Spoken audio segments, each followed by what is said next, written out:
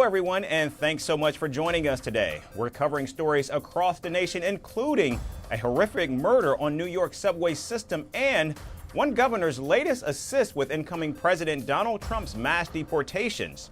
Those stories and more are coming up, but first, a look at the latest headlines. The U.S. Air Force carries out airstrikes in eastern Syria, destroying a convoy of trucks carrying weapons. The Pentagon says the weapons were being moved around by operatives of ISIS. Israeli Prime Minister Benjamin Netanyahu says there's been progress in a hostage release deal with Hamas. The latest development comes after the Palestinian group confirmed that a hostage release deal was now closer than ever. Switzerland refuses to hold another multi-nation peace conference over Russia's war in Ukraine. The country says it will now directly talk to both Russia and Ukraine regarding any further ceasefire talks. Former President Bill Clinton remains hospitalized after developing a fever on Monday. President Clinton's health is being monitored after undergoing a series of medical tests. And Brazilian authorities rescue over 160 workers employed in slave-like conditions from Chinese EV giant BYD's factory in the country's east. Local officials say the workers were hired in China and brought to Brazil illegally.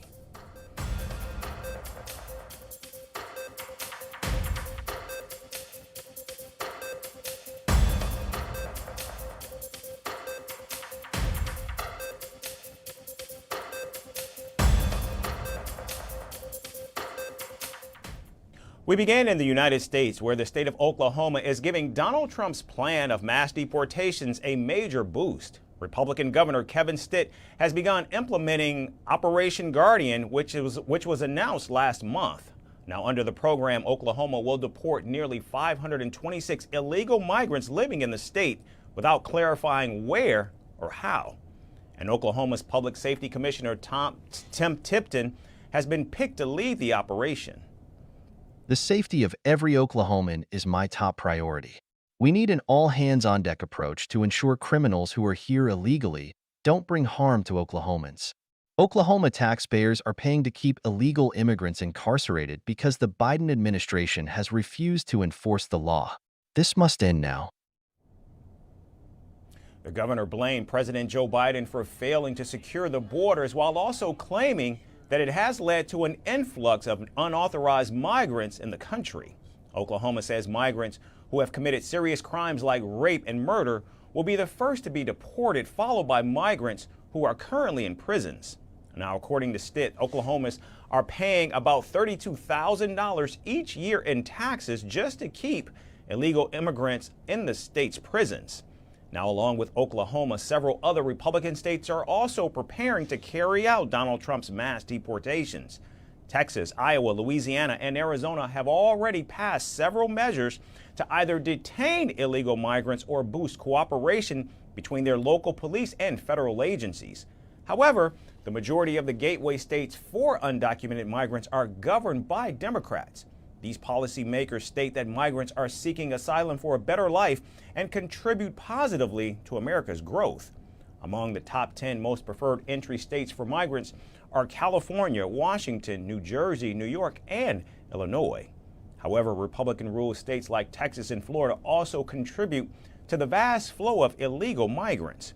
With Donald Trump swearing in less than a month away, Republican states have begun cracking down on migrants, forcing many to leave the country voluntarily. People fear that the laws will be changed and that the police will ask for documents. The people's biggest fear is that any policeman will stop you, ask you for documents, and the laws will change in that sense. The police will ask you for documents, and if they don't have them, they will arrest you and deport you. That is the fear that people have. I have brothers who don't have documents living in the United States, and they are scared. I tell them I don't believe everything will be as Donald Trump says. To pass the laws, they must go through many processes, and not everything will be done. Many things have to happen. I don't think everything he says will happen. Now, Texas already promised to give land to the incoming administration to use for carrying out mass deportations. And now with Oklahoma announcing Operation Guardian, it looks like Republican states have begun preparations for mass deportations as Donald Trump gets ready to take office. And moving to the East Coast, New York police have arrested a man on murder and arson charges for the death of a woman who was set on fire inside a subway train on Sunday. Police said the suspect, identified as 33-year-old Sebastian Zapeta, approached the woman while she was on the train, set her on fire, and then watched her burn to death.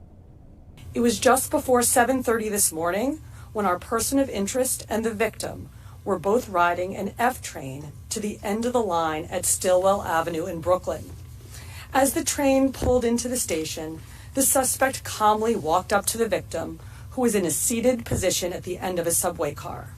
The suspect used what we believe to be a lighter to ignite the victim's clothing, which became fully engulfed in a matter of seconds. Officers who were on patrol on an upper level of that station smelled and saw smoke and went to investigate. What they saw was a person standing inside the train car, fully engulfed in flames. With the help of an MTA employee and a fire extinguisher, the flames were put out. Unfortunately, it was too late, and the victim was pronounced on the scene.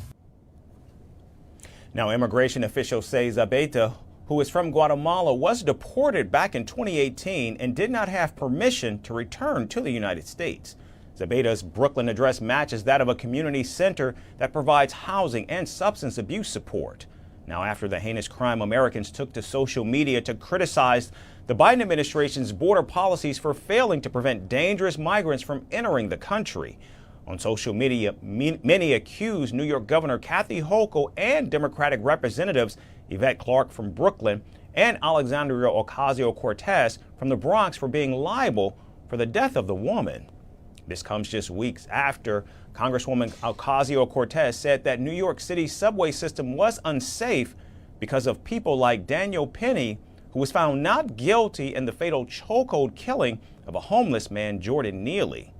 Meanwhile, several Americans said they were waiting for Donald Trump to take office so that the mass deportations can in fact begin. Now, it must be noted that during his election campaign, Donald Trump repeatedly called for the death penalty for illegal migrants who harm U.S. citizens. Immediately upon taking the oath of office, I will launch the largest deportation program in American history to get them out.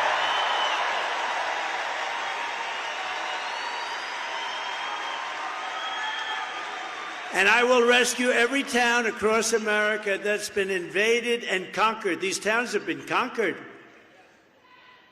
And we will put these vicious and bloodthirsty criminals in jail, or we'll kick them the hell out of our country as fast as we can. And I'm hereby calling for the death penalty for any migrant that kills an American citizen or a law enforcement officer.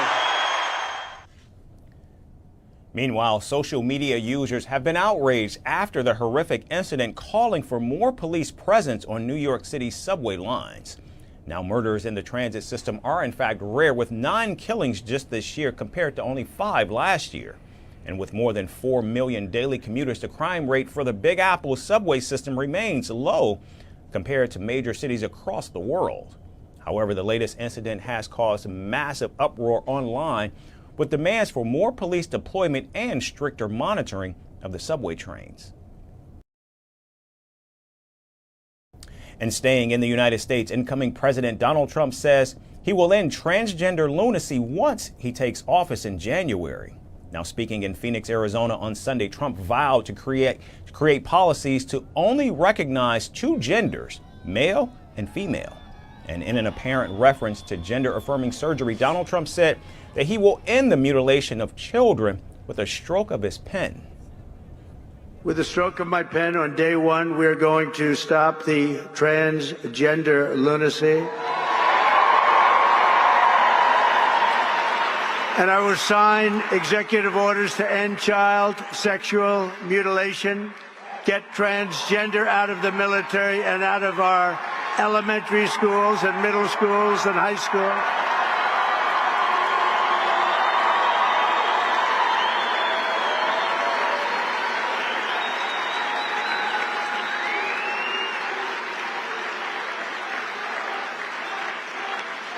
And we will keep men out of women's sports.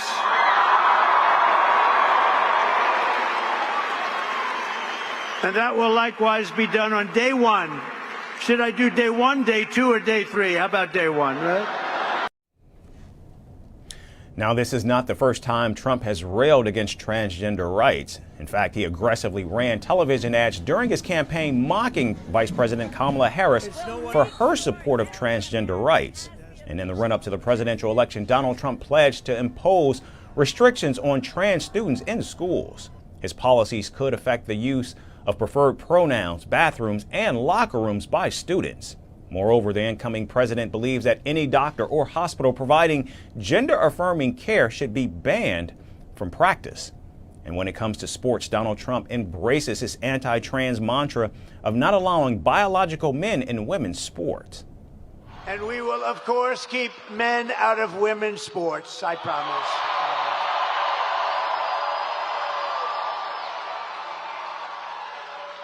Last year, the radical left's gender insanity arrived right here in Salem when a man was allowed to transfer onto the Roanoke College women's swim team.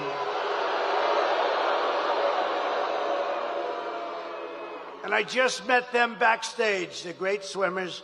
I didn't notice a male on that particular team. I didn't notice a male on that team. Perhaps I don't understand what's happening, but I didn't see any males on that team, believe me. But the brave members of the swim team stood up to the transgender fanatics, something new in our country.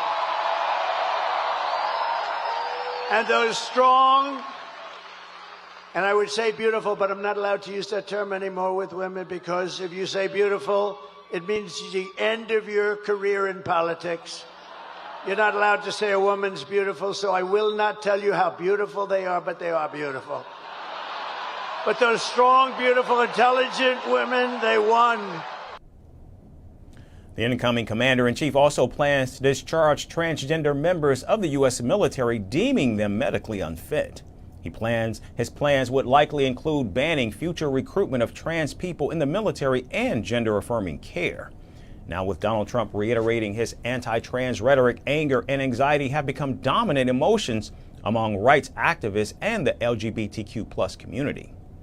I don't think that I would be here today for this interview if I wasn't receiving the care that I do receive today.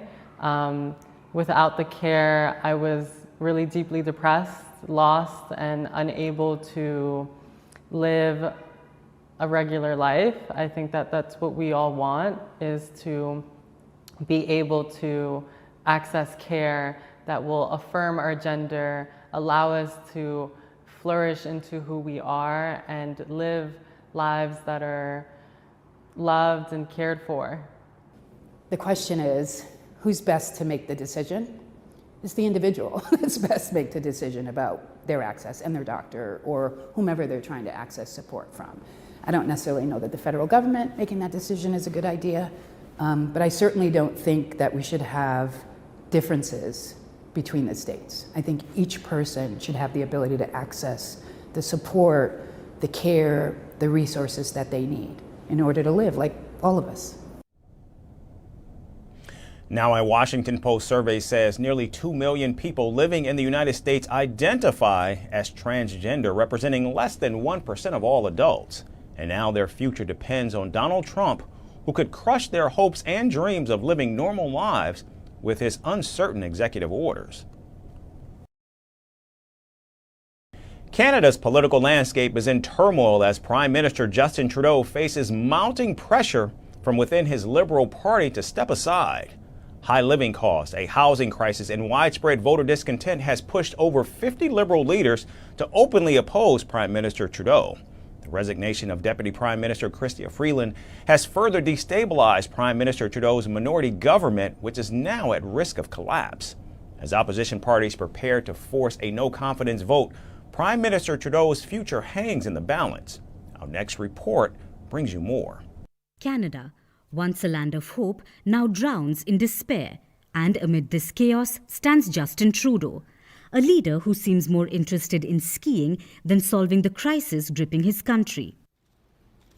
After 9 years in power, Trudeau's government is teetering on the edge of collapse.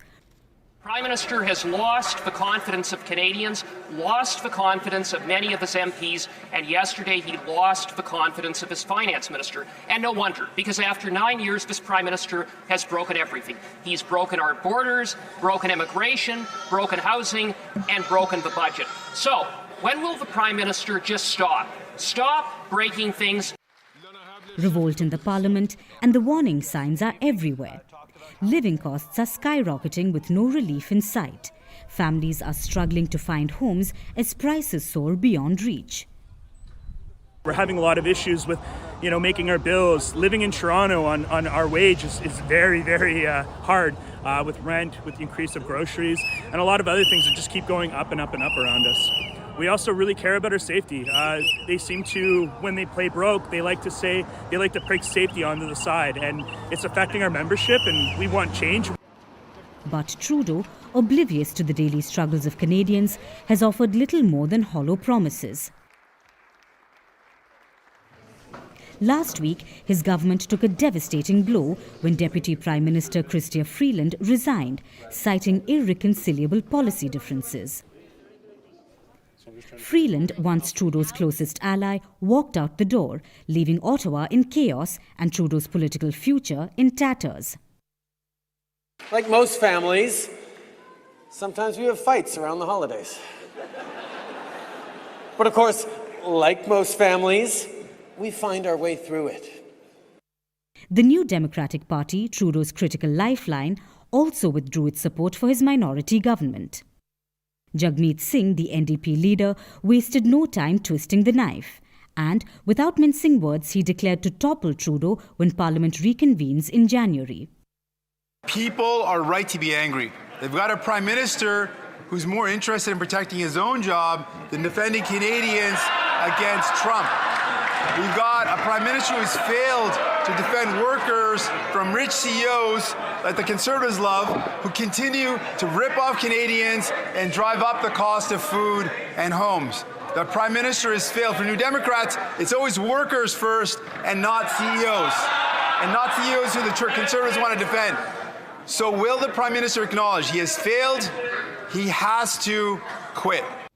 If that wasn't enough, Trudeau's own party is in rebellion mode. Over 50 Liberal MPs held secret meetings over the weekend and reached a repeated conclusion: Trudeau must go. Longtime ally Chandra Arya didn't mince words, proclaiming there's no alternative but leadership change now. And potential successors are already circling like vultures. Chrystia Freeland is a frontrunner, with Foreign Minister Melanie Joly, Innovation Minister François-Philippe Champagne, and former Central Bank Governor Mark Carney not far behind.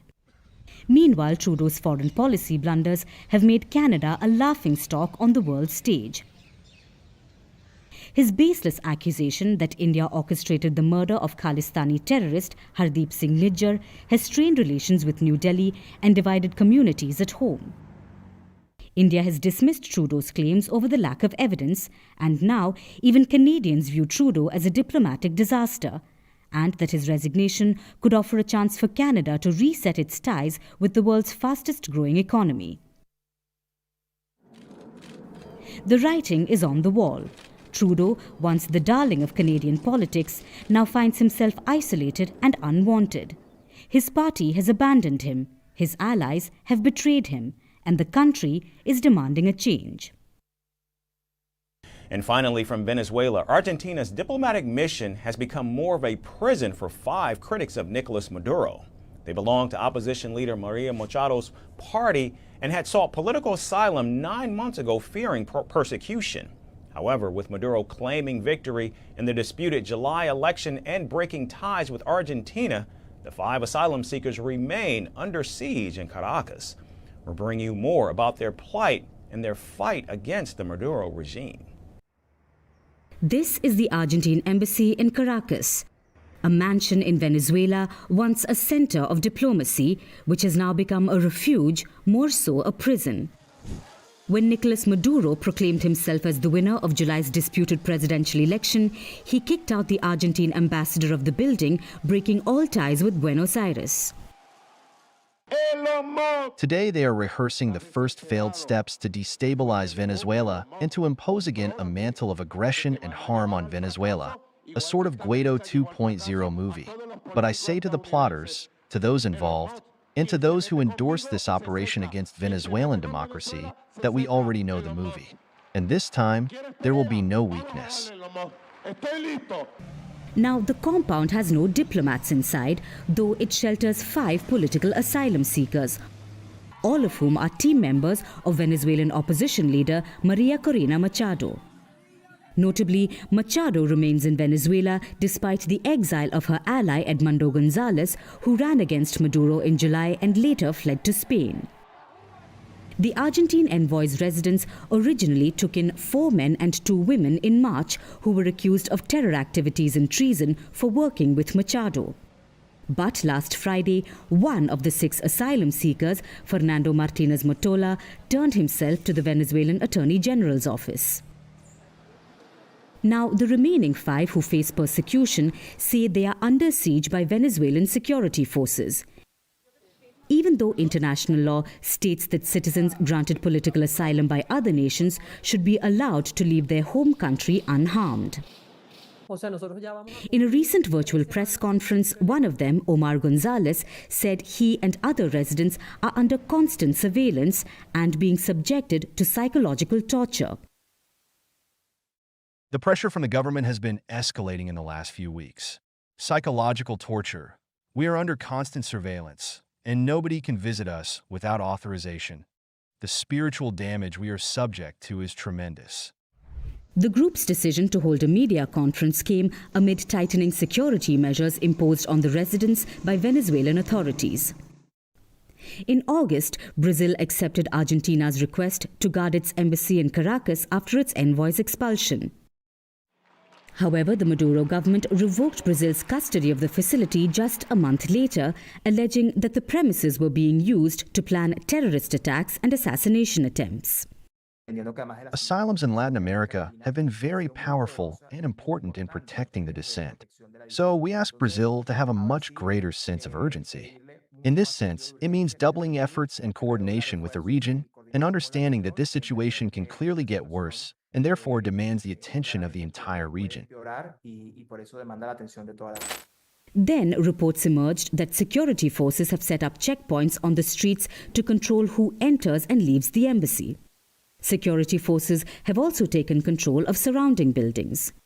Meanwhile, drones frequently fly over the compound, and Venezuelan police have threatened to break in many times.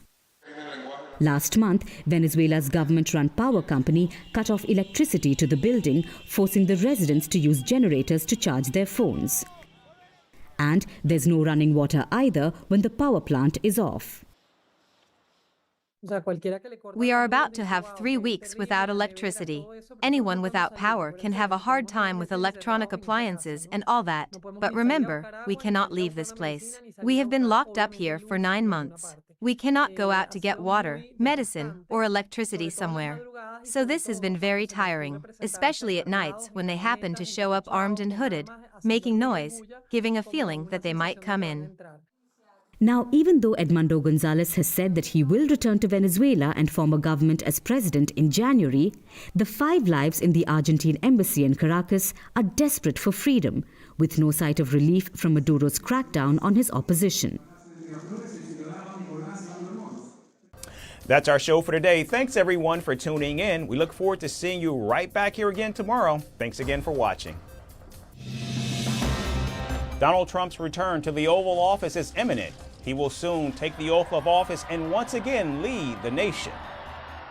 God spared my life for a reason. President-elect Donald Trump's first priority: tackling illegal immigration and securing the nation's borders. We're going to fix our borders. The incoming administration has prioritized the Russia-Ukraine war.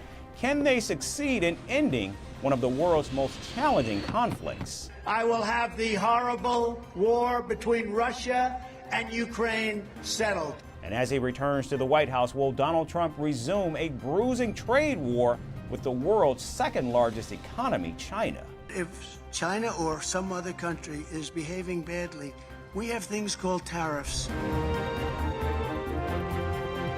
All of this and more right here on Firstpost America.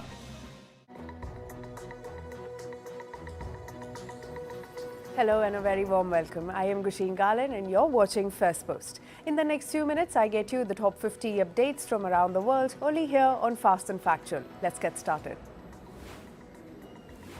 First in from the West Asia, nearly 5 months after the death of former Hamas chief Ismail Haniyeh, Israel for the first time has acknowledged their involvement in the former Hamas chief's death. Defense Minister Israel Katz confirmed his country's role during a speech where he vowed to kill senior leaders of